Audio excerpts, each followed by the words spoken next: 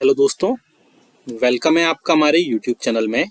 Pensioners, family pensioners as well as कर्मचारियों के लिए बहुत सारी बड़ी अपडेट आई हैं। फाइनली एक स्कोवा की मीटिंग हुई जिसमें चेयरमैनशिप एक मिस्टर जितेंद्र सिंह के द्वारा की गई, जिसमें पेंशनर्स एसोसिएशन हुई। आप सामने स्क्रीन पर भी देख पा रहे हैं 3 अप्रैल 2024 को, जिसके मिनट्स आ चुके हैं, जिसमें सभी पेंशनर्स एसोसिएशन इंक्लूड थी स्कोवा की। और इसके अलावा 33 स्कोवा मीटिंग हुई जिसमें बहुत सारे इश्यूज पर बात हुई, जिनमें कई सारे इश्यूज अप्रूव हुए, साथ ही साथ जिनमें कई सारे इश्यूज जो थे वो डिसअप्रूव भी हुए। तो कौन कौन से इश्यूज अप्रूव हुए, कौन कौन से मना किए गए, सारे हम डिटेल में जानेंगे। जिसमें आपके एडिशनल पेंशन को लेकर के, फिक्स्ड मेडिकल अलाउंसेस को लेकर के, 18 मंथ्स के डीए डीआर को लेकर के, और जितने भी पेंशन से रिलेटेड अदर जो मुद्दे थे, अदर जो चीज़ें थी, वो सब इसमें ऐड हुई। और बहुत सारी चीज़ों पर डिटेल में बात की। काफ़ी बड़ा ये नोटिफिकेशन है। सामने ऑफिस मेमोरेंडम देख सकते हैं, ministry of personnel public grievances and pension के department of pension and pension welfare की तरफ से जारी किया गया है, जिसमें बहुत सारी चीज़ें हुई। आप देख सकते हैं, इसमें पूरा डिटेल में जानेंगे क्या क्या सारी अपडेशन हुई। इसमें बने रहिए आप हमारी वीडियो में इस तरीके से। और अगर चैनल पर पहली बार आए या फिर आप हमारे चैनल को पहली बार वॉच कर रहे हैं तो चैनल को सब्सक्राइब जरूर करिएगा। साथ ही साथ आप हमारे वीडियोस की लेटेस्ट इन्फॉर्मेशन के लिए, लेटेस्ट अपडेट्स के लिए चैनल को सब्सक्राइब करने के बाद बेल आइकन को प्रेस जरूर करिएगा, तभी आपके पास हमारी वीडियोस की लेटेस्ट इन्फॉर्मेशन या लेटेस्ट अपडेट आ पाएगी और आप हमारे वीडियोस को इसी तरीके से आगे भी वॉच कर पाएंगे। जैसा कि आप सभी को पता है कि कर्मचारियों पेंशन और फैमिली पेंशन के लिए हम उनके वेलफेयर से रिलेटेड सर्कुलर्स, ऑफिस मेमोरेंडम्स और जो उनके अपडेट्स उनके लिए होते हैं कि उनको पेंशन वगैरह में कैसे अपडेशन चाहिए, उसके लिए हम जो उनको सजेशंस देते हैं और वो कार्रवाई करते हैं और उनकी पेंशन वगैरह सब टाइम पर आती है। तो आप भी अगर कमेंट है आपकी पेंशन या उसके रिलेटेड किसी भी चीज़ है तो आप हमें कमेंट बॉक्स में कमेंट करेगा। हम नेक्स्ट वीडियो में उसको लेकर के आपको पूरा जो भी समस्या होगी इसको सॉल्व करने की पूरी कोशिश करेंगे। अब सामने देख सकते हैं 33 मीटिंग हुई है। चेयरमैनशिप ऑफ ऑनेबल एमओएसपीपी ऑन देख सकते हैं 22 फरवरी को हुई थी, जिसके मिनट्स अब आ चुके हैं। विज्ञान भवन में ये मीटिंग हुई और क्या क्या इसमें अपडेशन हुए हम जानेंगे पूरा। आप अगर इसको डिस्क्रिप्शन बॉक्स में डाउनलोड भी कर सकते हैं और आप डिटेल में भी पढ़ पाएंगे, क्योंकि बहुत सारे मुद्दे थे इसमें, बहुत सारी चीज़ों में बहुत सारे अपडेशन आए हुए हैं, वही हम देखेंगे यहाँ पर। आप देख सकते हैं।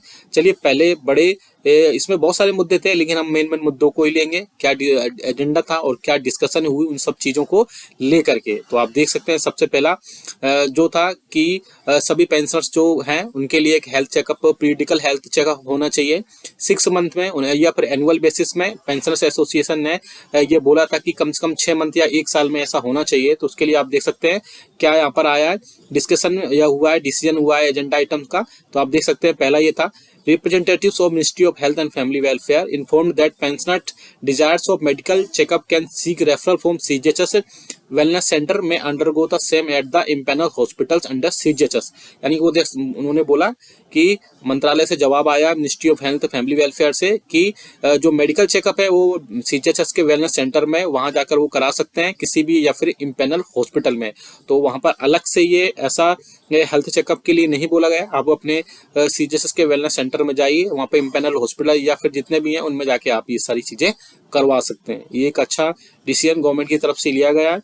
अब देख सकते हैं मेन जो आया है आपकी इनहांसमेंट ऑफ एडिशनल पेंशन। तो एडिशनल पेंशन के रिलेटेड क्या था यहाँ पे आप देख सकते हैं, as per existing system additional pension is admissible after attaining the age of 18 years. आपको पता ही है एजेंडा ये था। It was suggested that after retirement at the age of 60 years additional 5% pension may be granted after every 5 years which will lead to 20% after attaining age of the 80 years। तो आपको यहाँ पे बोला गया कि आपको पता है कि आपकी जो 60 साल की सर्विस पूरी करने के बाद में आपको 20% का एक्स्ट्रा दिया जाता है, लेकिन और कोई दूसरे जो एज पर आप एनहांसमेंट एडिशनल पेंशन नहीं दिया था उसके रिगार्डिंग था। आप देख सकते हैं इसमें क्या डिसीजन लिया गया है। Joint Secretary Department of Expenditure informed that the matter has been examined and consultation with Budget Division of Department of Economic Affairs and the proposal has huge pension liabilities on account of old pension scheme and is also increasing year after year. Further, it is proposals, it is accepted. It is also likely to have a cascading effect on the government finances since similar demand would arise from the retired state government employees. Hence, due to financial constraints, the proposal has not been agreed to. तो इसमें जो additional pension की बात की गई थी, तो government ने बोला है कि उनके बजट डिवीजन से उन्होंने बात की और उन्होंने बताया कि ओल्ड पेंशन स्कीम के चलते उनके पास जो पेंशन की लायबिलिटीज हैं वो दिन पे दिन बढ़ती जा रही हैं। ऐसे में और स्टेट गवर्नमेंट के साथ भी सेम यही सिचुएशन है कि उनकी भी डिमांड ऐसे ही बढ़ रही है कि दिन पे दिन बढ़ती जा रही है। ओल्ड पेंशन स्कीम के खर्चे जो बढ़ते जा रहे हैं, इसके चलते वो इस प्रपोजल को एक्सेप्ट नहीं कर रहा है। फाइनली जो इसमें आप देख सकते हैं कि आपका एडिशनल पेंशन वाला जो इशू था वो कैंसिल हो गया है। अभी आपको एडिशनल पेंशन एज नहीं दी जाएगी, उसमें आप देख सकते हैं 60 साल से नहीं दी जाएगी। जो 5% पेंशन आपको देनी थी हर 5 साल में, एक्चुअली प्रपोजल ये था कि हर 60 से 65 साल के बीच में 5%, 65 से 70 साल के बीच में 5%, 70 से 75 के बीच में 5% दिए जाए। और ऐसा उसमें एजेंडा गया हुआ था, लेकिन एजेंडा को अप्रूवल नहीं मिली है। अगर इसको अप्रूवल मिल जाती तो पेंशनर्स के लिए बहुत ज़्यादा राहत की खबर होती, लेकिन फाइनली इसको डिसअप्रूव कर दिया गया है गवर्नमेंट की तरफ से। बजट डिवीजन से पूछा गया था, डिपार्टमेंट ऑफ एक्सपेंडिचर की तरफ से, budget department of economic affairs से, उन्होंने बोला कि ओल्ड पेंशन स्कीम को लेकर के बहुत ज़्यादा पेंशन की लायबिलिटीज़ हैं, जिसके चलते स्टेट भी ऐसा अभी नहीं कर सकता है। आगे आप देख सकते हैं फिक्स्ड मेडिकल अलाउंसेस को लेकर भी एक बड़ा अपडेट आया। आप देख सकते हैं पॉइंट नंबर 5 में, enhancement of fixed medical allowances to pensioners residing in non CGHS areas in wake of increase in cost of medicine after कोविड-19, pensioners association suggested that the amount of FMA may also be increased. इससे पहले भी मैंने बताया था fixed medical allowances को लेकर के कई सारे अपडेट्स आए हुए थे। तो फिक्स्ड मेडिकल अलाउंसेस को लेकर के यहाँ पर एक बड़ा अपडेट आया हुआ है कि देख सकते हैं आप डिस्कशन क्या हुआ है यहाँ पर। It was inform that the meeting that the matter was examined in consultation with the Ministry of Health and Family Welfare, Department of Expenditure and Budget Division of Department of Economic Affairs. Department of Expenditure informed that the existing rates are based on the 7 CPC were effective from 1/7/2017, hence no further revision at this stage seems justified। तो आप देख सकते हैं कि इसमें भी मनाही हो गई है कि आपका जो 2017 से जो आपको 7 CPC के हिसाब से आपका जो फिक्स्ड मेडिकल अलाउंसेस था उसको नहीं बढ़ाया जाएगा, उसमें 1000 रुपये ही उसको किया जाएगा। उसके अलावा और भी कई सारे इसमें आप देख सकते हैं जो फिक्स्ड मेडिकल अलाउंसेस की बात की गई थी, उसमें भी अनमेरिड डॉटर्स के वगैरह ये भी फैमिली पेंशन में उसमें भी बहुत सारी चीज़ें आई हैं। आप देख सकते हैं इसमें क्या क्या डिसीजन, आप इसको रीड कर सकते हैं डिटेल में। चलिए नेक्स्ट की तरफ लेके चलते हैं। इसमें बहुत सारे जो इश्यूज थे आप देख सकते हैं, रेलवेज के लिए भी थे, उनके फेयर कंसेशन को लेकर भी कई सारे अपडेट हुए थे। आप इसको पॉज करके पढ़ सकते हैं, क्योंकि अगर ऐसा मैं वीडियो इसमें अपडेट करूंगा तो ये वीडियो बहुत ज़्यादा लॉन्ग हो जाएगा और आपकी चीज़ें इसमें पूरी कवर नहीं हो पाएंगी। चलिए आपकी नेक्स्ट जो बड़ी अपडेट आई उसको भी हम लेकर चलते हैं। इसमें नेक्स्ट जो अपडेट है आप देख सकते हैं सीजीएचएस के पोलनेस हॉस्पिटल्स को लेकर भी कई सारे अपडेट आए, जिनमें उनके लेके कई सारी चीज़ें बोली गई हैं। इसके अलावा सीजीएचएस के जो बेनिफिशियरीज है उनको अपना वार्ड इंटाइटलमेंट को लेकर भी कई सारे अपडेट आए, उनको भी देख सकते हैं हम क्या क्या वार्ड इंटाइटलमेंट कर सकते हैं। और सीजीएचएस के जो रेट्स हैं उनको भी लेकर के कई बार अपडेट आया है। आप देख सकते हैं कि सीजीएचएस के जो नॉन डिवीजन रेट्स हैं उनको भी आप यहाँ पर डिटेल में पढ़ सकते हैं। प्राइवेट हॉस्पिटल्स को लेकर के क्या इम्पेनमेंट को लेकर के क्या क्या चीज़ें आई हुई हैं वो भी यहाँ पे आप देख सकते हैं अपने।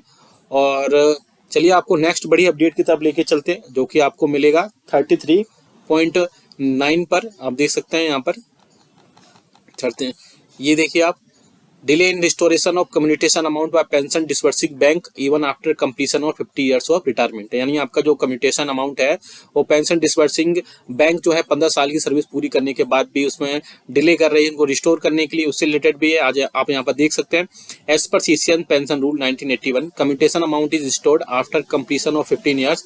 However, it is found that commutation is not restored by pension disbursing bank after 15 years. Excess commutation amount has been recovered even for more than 1 year. This is happening in respect of pensioners who have retired during 2007 to 2008 due to implementation of 6 CPC। यानी कि 2007 से 8 के बीच में जो pension retirement हुए थे 6 CPC में, उनको उनकी कम्युटेशन अभी तक नहीं मिली है। अदर एसोसिएशंस में है similar problem due to introduction of Sparsh. और ये सब जितने भी सारी प्रॉब्लम्स हुई है स्पर्श के इंट्रोडक्शन के लिए हुई है, इस इंट्रोडक्शन होने के बाद ही हुई है, यानी स्पर्श के लागू होने के बाद ही हुई है। There is no accountability for excess deduction of commutation amount. Therefore, it is requested that excess amount of recovered from pension for more than 3 months to be paid to the individual with interest which should be recovered from the dealing officer and officials. If agreed, a letter may be kindly be issued to all PDA and departments. तो इसमें क्या आया, एक अच्छा government की तरफ से लिया गया है, जिसमें आप बोल सकते हैं कई सारी चीजें बोली गई हैं. PCDA informed that issue is largely related to defense pensioners in 2020 to 2020. ये आप देख सकते हैं कि डिफेंस पेंशनर के लिए स्पेशली कई सारे अपडेट्स आए इसमें. Sparsh portal was introduce and pensioners data started migrating from bank to Sparsh. 2020 में स्पर्श बैंक से सारा स्पर्श में हुआ, which was deficient. Anomalies arising out of incorrect distortion dates of commutation in cases migrated from bank to Spurs were taken up with the concerned bank for providing correct set of dates, start date and distortion date. Out of 7.22 lakh cases received from SBI, distortion dates have already been updated in the respect of 6 lakh cases, while 1.22 cases are under analyzing. अब देख सकते हैं कि 7.22 lakh cases थे, जिसमें 1.22 lakh cases अभी analysis पर है, बाकी सब हो चुके हैं. Further cases having excess recovery of commutation identified as a result of above updation will be taken up for the reversal of excess amount after verification by disbursement authorities. Representatives of SBI said that whatever data is in the system, the same will be shared with Ministry of Defence. तो जो commutation को लेकर problem थे 2007 और 8 को लेकर के, उसमें भी कई सारे अपडेट कर दिए गए हैं. और इसके अलावा उसमें बोला गया कि 7.22 लाख केसेस थे एसबीआई की तरफ से, जिसमें से 6.6 लाख केसेस को अपडेट कर दिया गया है और 1.22 जो केसेस हैं उनको अंडर एनालाइज किया जा रहा है. नेक्स्ट आप देख सकते हैं जो कि बड़ा एक स्पर्श में लेके स्पर्श से रिलेटेड कई सारे इशूज थे, वो भी इसमें मेंशन किए गए हैं. आप देख सकते हैं delay in pension profile data verification and upgradation. आप देख सकते हैं इसमें बोला गया है it is observed that the pension data verification is not done even after 1.5 years with स्पर्श. आपका जो पेंशनर्स के पेंशन लेने में सबसे ज्यादा प्रॉब्लम होती है वो स्पर्श के लिए ही होती है, क्योंकि उसका जो डेटा है अभी तक वेरीफाई नहीं किया गया है 1.5 साल बाद भी स्पर्श के. In all matters, the portal advises to contact your HO.